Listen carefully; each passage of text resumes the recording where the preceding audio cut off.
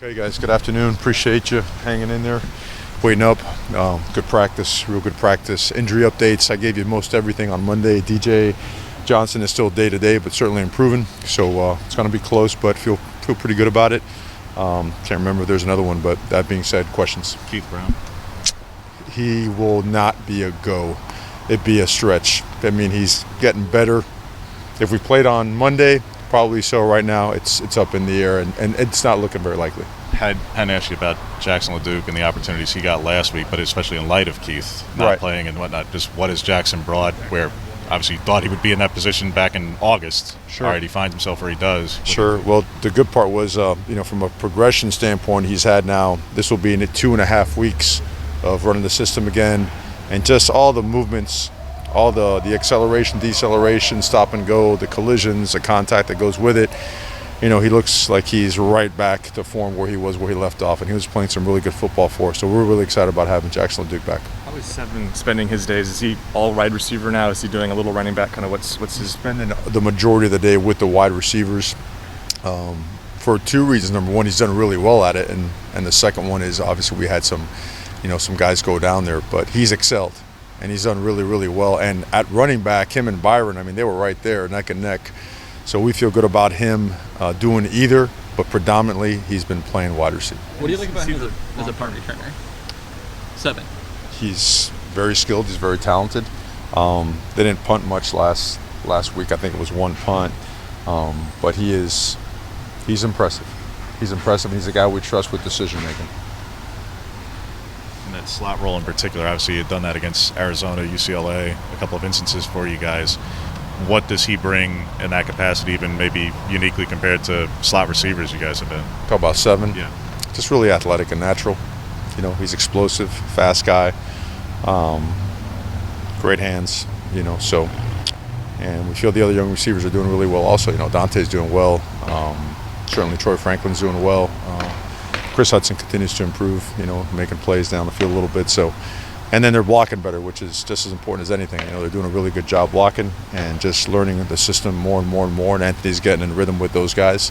So it's been a good week. How impactful, though, has the absence of Jalen and Johnny, two of probably in the country the better perimeter blockers, been? And you mentioned those guys. You're seeing enough improvement there to feel confident with what you have there?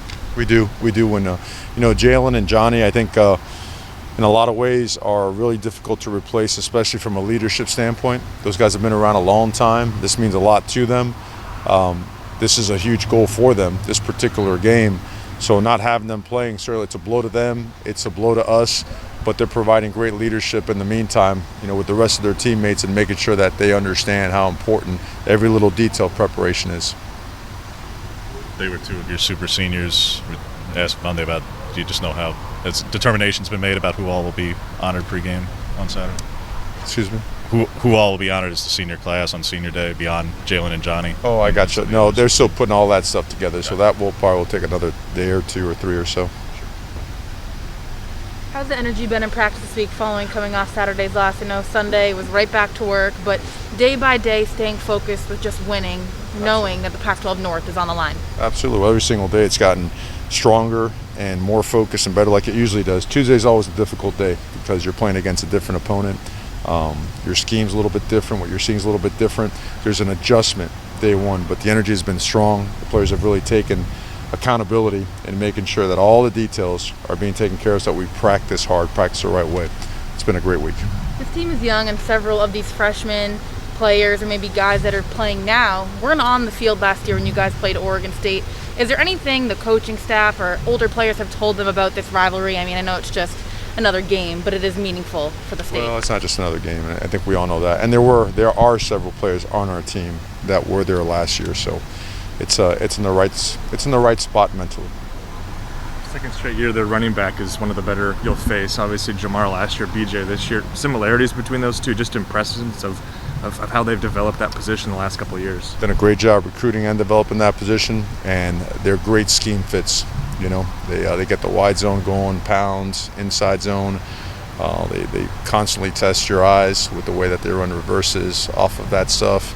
The way they run their boots and their wags off of that stuff as well. They do a really good job. And I know you obviously appreciate good offensive line play. What stands out to you about Oregon State's offensive line? physical, tough. They play together. They do. They're synchronized. They make great line calls and identifications. You know, people move and they jump around or whatnot, and they do a great job with their tracks, their hat position, their hands. They play low to high. They play with flat back. They run their feet through contact. They finish blocks. They do a great job. Jack Colletto plays in every phase of play for Oregon State, whether he's a quarterback, fullback, linebacker. Have you ever gone up or seen someone be so effective in each phase of play? He's an excellent football player. I know he's very valuable to them in a ton of different ways.